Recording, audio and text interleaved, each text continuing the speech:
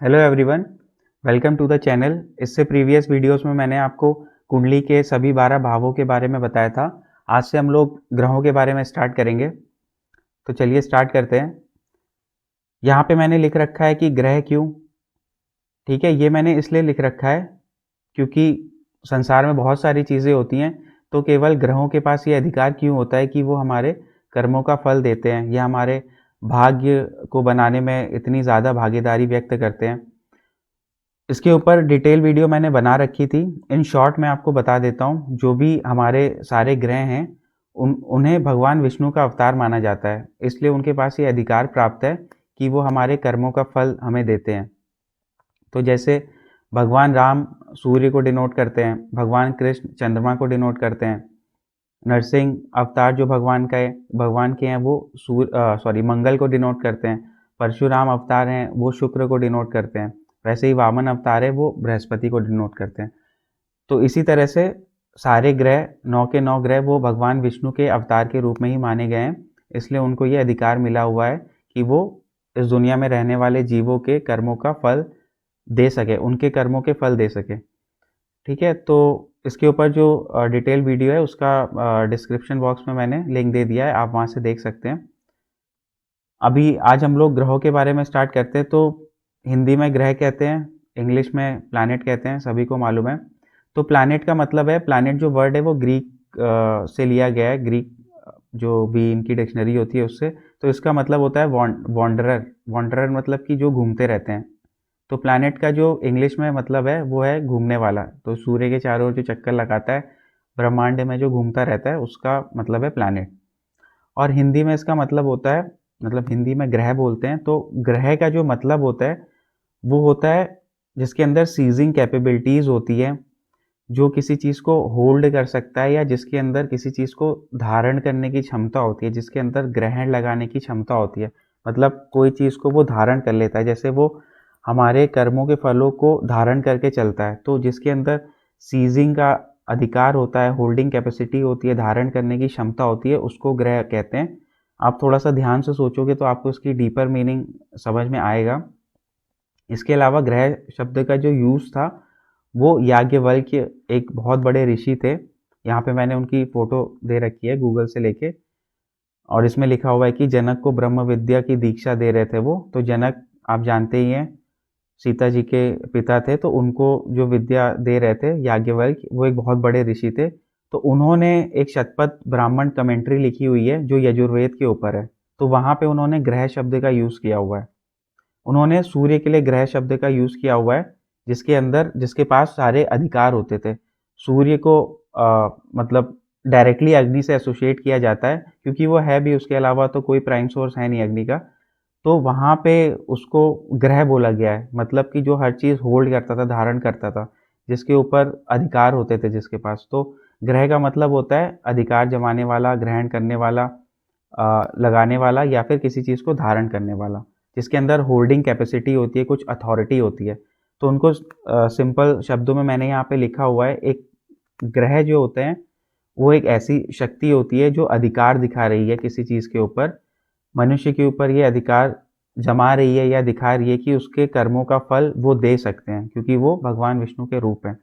तो हिंदी में या आप कह सकते हो संस्कृत में इस ग्रह का बहुत डीपर मीनिंग है। इंग्लिश में सिर्फ इसका मतलब है जो घूमता है, घुमक्कड़। ठीक है, तो अब ग्रह कितने प्रकार के होते हैं? एस्ट्रोलॉजी में बहुत सारे ग्रह होते हैं। तो एक तो जो 7 ग्रह हैं जो मैंने इस साइड लिख रखे हैं, उसके अलावा 2 छाया ग्रह होते हैं। उसके अलावा ये जो राइट साइड में मैंने लिख रखे हैं वो अप्रकाशित ग्रह होते हैं। ठीक है, 7 ग्रह आपको मालूम ही है, सन से लेकर सैटर्न तक, संडे से लेकर सैटरडे तक। उसके अलावा दो जो इनके बारे में मैं आपको आगे आने वाली वीडियोस में पूरा डिटेल में बताऊंगा कि सन की उत्पत्ति कैसे हुई है, चंद्रमा की उत्पत्ति कैसे हुई है, मंगल की उत्पत्ति कैसे हुई है, और इनसे हम लोग कुंडली में क्या क्या चीज़ें देखते हैं और प्रिडिक्शन में कैसे यूज़ करते हैं। ठीक है, जैसे मतलब इनकी हर क्वालिटीज़ का आपको प्रिडिक्शन में यूज़ करना पड़ता है और वो आपको आना चाहिए। जैसे सैटर्न है, तो सैटर्न बहुत स्लो चलता है क्योंकि वो हमारी पृथ्वी से बहुत दूर है, या सूर्य से सबसे ज़्यादा दूर है। तो वो क्या होगा, उसका रिजल्ट क्या होगा, वो जब भी जहाँ भी जिस भी भाव में बैठेगा बहुत धीरे धीरे रिजल्ट देगा। ठीक है, तो वो जो इसकी प्रॉपर्टी है वो हमारे ऋषि मुनियों ने इस तरह से यूज़ किया है। जैसे अगर शनि की दशा आएगी तो उसको बहुत धीरे धीरे रिजल्ट मिलेंगे। और मरकरी है, मरकरी बहुत क्विक मूविंग है, बहुत तेज चलता है। तो मरकरी की दशा आएगी तो जो भी मरकरी को रिजल्ट देने होंगे जिन भी भावों के, वो जैसे ही दशा स्टार्ट होगी तो तुरंत दे देगा। बहुत क्विक, बहुत फास्ट मूविंग है, क्योंकि सूर्य के बहुत पास है। ठीक है, तो इस तरह से हम पूरे डिटेल में रिजल्ट पढ़ेंगे कि क्या होते हैं। और जो ये छाया ग्रह हैं, राहु केतु, ये आपको आकाश में नहीं दिखेंगे। इनके बारे में भी मैं डिटेल वीडियो बनाऊंगा। अभी के लिए बस आपको मैं इतना बता देता हूँ कि ये हमारी धरती है, ये चंद्रमा है जो धरती के चारों ओर घूम रहा होता है, और ये दोनों ही सूर्य के चारों ओर चक्कर लगा रहे होते हैं।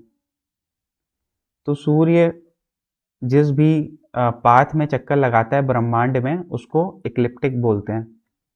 ठीक है, सूर्य ब्रह्मांड में जिस भी चक्कर लगा रहा होता है, जिस भी पाथ में, उसको इक्लिप्टिक बोलते हैं।